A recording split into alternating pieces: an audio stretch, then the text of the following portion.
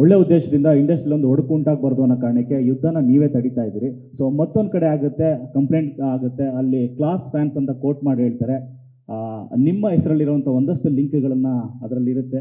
ಇದ್ರ ಬಗ್ಗೆ ನಿಮ್ಮ ಒಪಿನಿಯನ್ ಸರ್? ನೀವು ಕಪಾಳ ಕೊಡಿದ್ರೆ ಒಡಿಸ್ಕೊಳ್ಳೋಷ್ಟು ಪರವಾಗಿಲ್ಲ. ಪ್ರೀತಿಯಿಂದ ತಾಯಿ ಹೊಡೆದಿದ್ದು ಏಟುಗಳು ಬೇರೆ ಆಗುತ್ತೆ, ಪಕ್ಕದ ಮನೆಯವ್ರು ಹೊಡಿ ಏಟುಗಳು ಬೇರೆ ಆಗುತ್ತೆ ಇರುತ್ತಲ್ಲ ಸರ್. ಅವ್ರಿಗೆ ನಮ್ಮ ಮೇಲಿನ ಒಲವು ಅಟ್ಲೀಸ್ಟ್ ಯಾವುದೋ ಬೇಕ್ ಐಡಿಯಲ್ ಮಾಡಲಿಲ್ಲ. ಈಗ ನೀವೊಂದು ಮಾತು ಹೇಳ್ತೀರಿ, ಎಲ್ಲದಕ್ಕಿಂತ ಸ್ಟಾರ್ಟ್ ಆಗಿ ನಾನು ಯಾವಾಗಲೂ ಬಿಗ್ ಬಾಸ್ ನಡೆಸ್ಬೇಕಾದ್ರೆ ಒಂದು ಹೇಳ್ತಾ ಇರ್ತೇನೆ, ಬುಡಕ್ಕೆ ಹೋಗಿ ಎಲ್ಲಿಂದ ಪ್ರಾರಂಭ ಆಯಿತು ಹೋಗಿ. ಯಾಕೆ ಎಂಟೈರ್ ಚಿತ್ರರಂಗದಲ್ಲಿ ಬೇರೆ ಎಲ್ಲ ಕಡೆನೂ ಆ ವಾತಾವರಣ ಇಲ್ಲ? ಎಲ್ಲಿಂದ ಪ್ರಾರಂಭ ಆಗ್ತದೆ? ಈಗ ಯಾವುದೇ ತಗೊಳ್ಳಿ ಸರ್, ನಿಮ್ಮಲ್ಲಿ ಇಷ್ಟು ಚಾನೆಲ್ಗಳು ಕೂತಿದ್ದೀವಿ ಎಲ್ಲರ ಎದುರುಗಡೆ, ಕರೆಕ್ಟ್. ಈಗ ಯಾವುದೋ ಒಂದು ಪರ್ಟಿಕ್ಯುಲರ್ ಚಾನಲ್ಗೆ ನಾವು ಸ್ವಲ್ಪ ರಫ್ ಆಗಿದ್ದು ಏನೇನೋ ಮಾತಾಡಿಕೊಂಡು ನಿಮ್ಮಗಳಿಗೆ ನೋವು ಉಂಟಾಗುವಂಥದ್ದು ಏನಾದ್ರು ಮಾಡಿದಾಗ ನೀವು ಪ್ರತಿಕ್ರಿಯೆ ಕೊಡ್ತೀರೋ ಕೊಡಲ್ವೋ? ಪ್ರತಿಕ್ರಿಯೆ ಕೊಡಬೇಕಾದ್ರೆ ನಿಮ್ಮ ತಲೆಯಲ್ಲಿ ಏನಿರುತ್ತೆ ಹೇಳಿ? ಪ್ರಾರಂಭ ನೀವು ಮಾಡಿಲ್ಲ ಸರ್. ಹಾಗನ್ಬಿಟ್ಟು ಇದನ್ನೆಲ್ಲ ನಾನು ಎಂಡೋರ್ಸ್ ಮಾಡ್ತೀನಿ ಅಂತಲ್ಲ. ಫಸ್ಟ್ ಆಫ್ ಆಲ್ ನಾನು ಚಿತ್ರರಂಗಕ್ಕೆ ಬಂದಿದ್ದೆ ಇದು ಯಾವುದು ಗಲಾಟೆಗಳು ಮಾಡ್ಕೊಳಕ್ಕಲ್ಲ ಸರ್. ಮೇಕಪ್ ಹಾಕಿ ಸಿನಿಮಾ ಮಾಡಿ ನಗ್ಸೋಕ್ಕೆ, ಖುಷಿಯಾಗಿರೋಕ್ಕೆ, ನಾವು ಜೀವನದಲ್ಲಿ ಏನೋ ಮಾಡಿದ್ದೀವಿ, ಒಂದು ಸಕ್ಸಸ್ಫುಲ್ ಆಗಿದ್ದೀವಿ ಅಂತ ಅನ್ನಿಸ್ಕೊಳಕ್ಕೆ ಸರ್.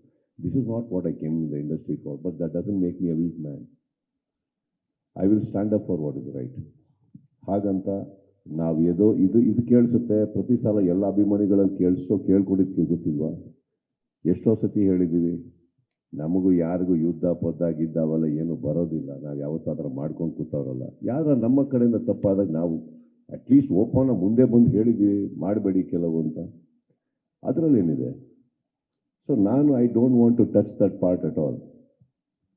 ಇವತ್ತು ನನಗೆ ಕರ್ನಾಟಕದಲ್ಲಿ ಎಷ್ಟೋ ಕಡೆ ನಿಮ್ಮಿಂದನೂ ಆಗಲಿ ಇನ್ನೊಂದು ಕಡೆಯಿಂದನೂ ಆಗಲಿ ಗೌರವ, ಮರ್ಯಾದೆ, ಪ್ರೀತಿ ಸಿಗ್ತಾ ಇದೆ ಅಂದರೆ ಸರ್ ನಾನು ಆ ಥರ ನಡ್ಕೊಂಡಿದ್ದೀನಿ ತಾನೆ.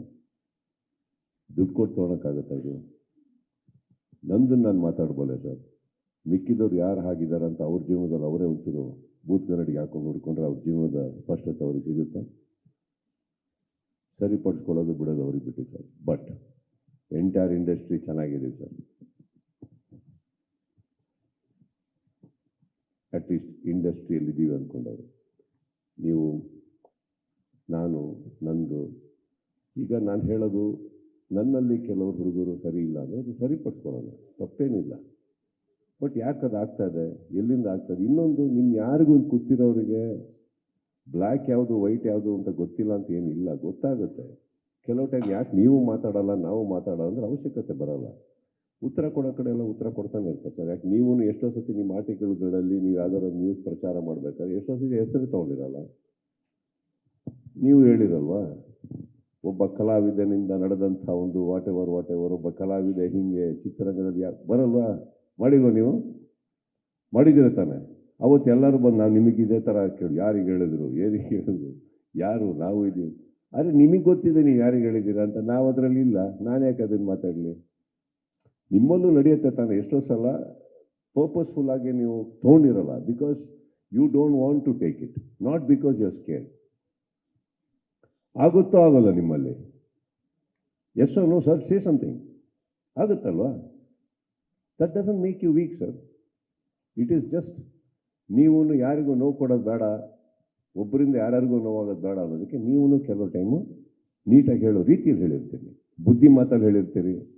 ಸ್ವಲ್ಪ ಟೈಮ್ ದಾಟಿದ್ರೆ ಕೋಪದಲ್ಲಿ ಹೇಳಿರ್ತೀರಿ. ಅರ್ಥ ಆಗೋರಿಗೆ ಅರ್ಥ ಆದರೆ ಸಾಕಲ್ಲ ಸರ್.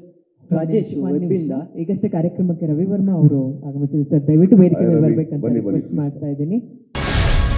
ಗ್ಯಾರಂಟಿ ನ್ಯೂಸ್, ಸುದ್ದಿ ಖಚಿತ, ನ್ಯಾಯ ನಿಶ್ಚಿತ.